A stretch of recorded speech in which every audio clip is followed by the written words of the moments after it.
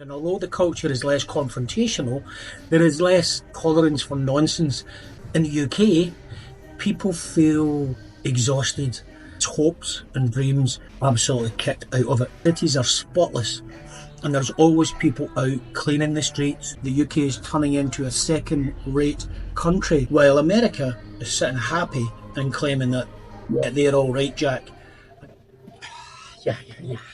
Oh, welcome back to my channel. It is me, Bean here, and I'm currently in my hometown, Glasgow, which is in Scotland. But I actually live in China, in Beijing, and I've done that for the last 7 years. So this video is likely to be a bit rambling, conversation going on maybe, about the difference between China and the UK. Now that I've spent some time in the summer and also now during the Christmas period back in Glasgow. I'm talking about Glasgow here as a typical city in the UK, using that as a base for my comments, but I am aware that because Scotland has a separate government that has managed many things better than other parts of the UK, then its social and economic markers are actually better than many of the cities elsewhere in the UK. I'm sure you have an opinion on that. So if you have a comment on that, and if you're from England or Wales and you believe differently, then maybe you should find out by visiting and travelling to Scotland, see more, or stick to your comments, your beautiful words in the comment section below. First up to discuss here is people, the people in Glasgow. Glasgow is very multicultural, and this is one thing that I like, and to be fair, I've always been proud about. It reflects Glasgow's welcoming and warm culture, and that is similar to what I have experienced in China. Now, I'm not sure that this is the case across the whole of the UK and if it's even in that sense, but it is another similarity that people in Glasgow have with China. Another thing is that people in Glasgow don't suffer fools gladly, and they don't really accept a lot of bullshit. In China, people are also very straightforward and will ask a lot of questions, and although the culture is less confrontational, there is less tolerance for nonsense, and they're very practical and logical thinking in China. Where things really start to differ between people in China and the UK is in things like health, vitality and appearance. People in China take health very seriously, and exercise and good healthy food is a staple in China. It's a really big part of the culture. In the UK, people are larger. A lot of smoking is visible in the streets when I walk about, and there is a greyness to the people's appearance here in the UK. For me, China has a youthful, vibrant and colourful feel to the society, and there is a can-do mentality that is apparent when you meet people. In the UK, people feel exhausted, tired and lost. There is a feeling of apathy, and I personally put that down to how the country is being run by the current government. I would say that when you run a country based on austerity and strangling the funding for most of the social activities, then the outcome is going to be exactly that. A population that seems to have had its hopes and dreams absolutely kicked out of it. And that's what I feel. In China's cities, they are very clean. And honestly, I wish I could say that for the cities here in the UK. I have been to 20 cities in China, and every experience has been of clean and well looked after cities. Sure, you get pockets across cities in China that could do with a good scrub, but in general sense, the cities are spotless. And there's always people out cleaning the streets, looking after the local gardens and painting, repairing and enhancing the local communities. In the UK, the cities are dirty. The streets are littered with rubbish and they're spotted with chewing gum, which is one thing I noticed when I came back, because that discarding of chewing gum just doesn't happen in China. That and the graffiti thing. Graffiti is never that visible in China, and there is not that much of it, to be fair. But in the UK, it screams out at you, and it's everywhere. Everywhere you go, graffiti, graffiti, graffiti. And it is not a good thing for the psychology of the people in the cities. Have you ever heard of the broken window theory? Look that up. It's called the broken window theory. Look it up on Google. You understand what I mean about graffiti and litter and stuff being strewn around the city and what that does to the population.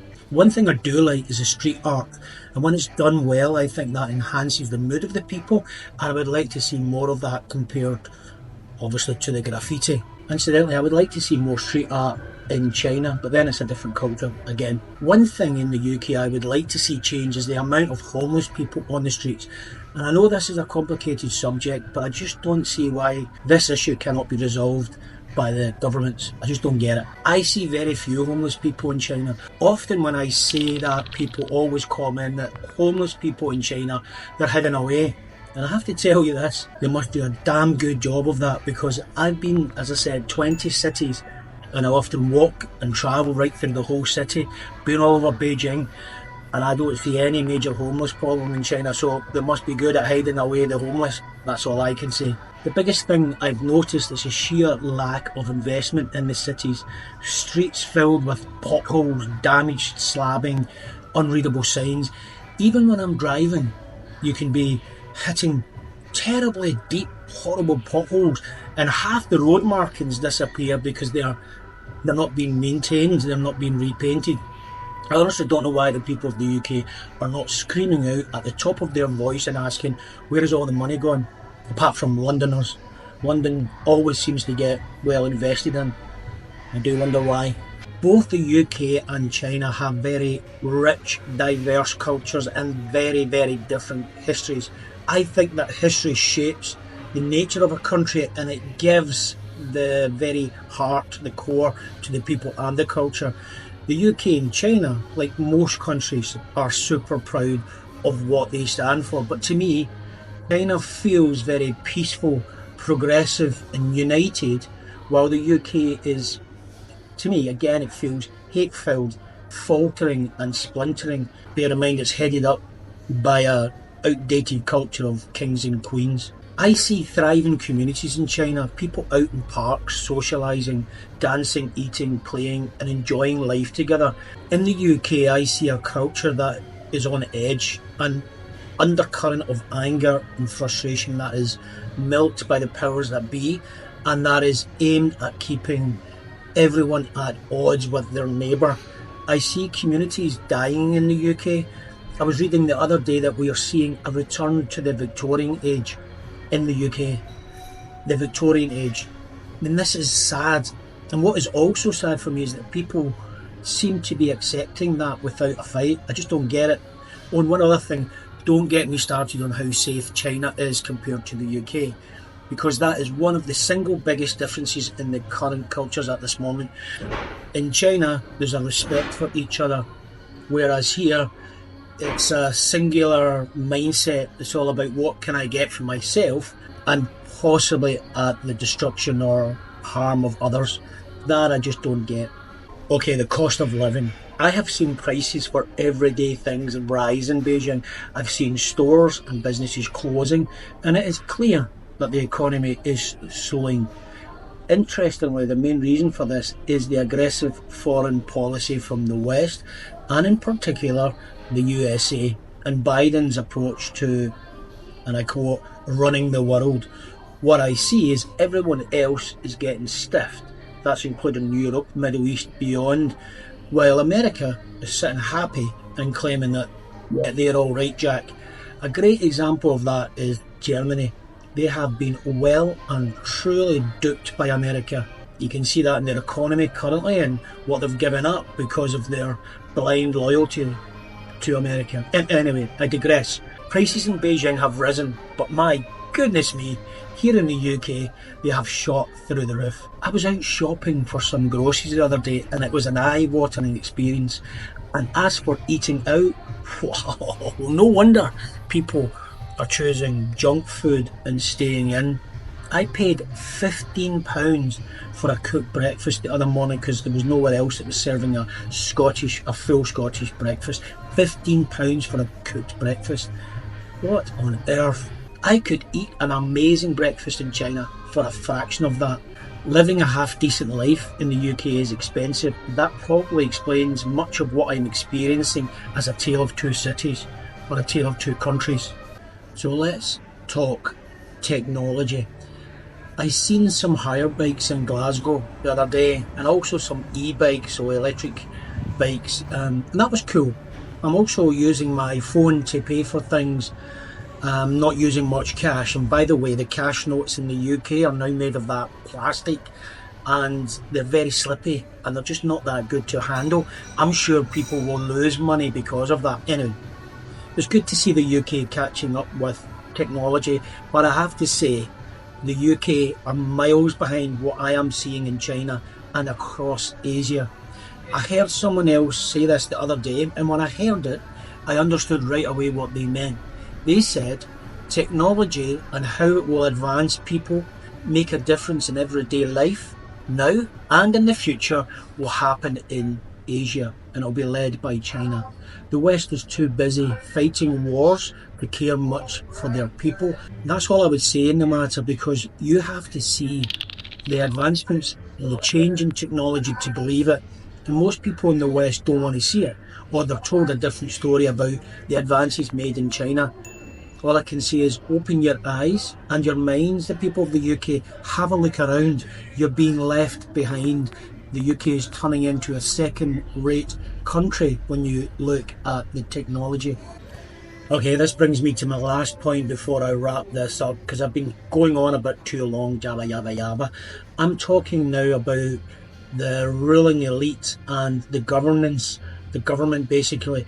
You probably have heard about China, and you've got a view of China and how it's run, and that view is burnt into your mind because you get that every day through the media.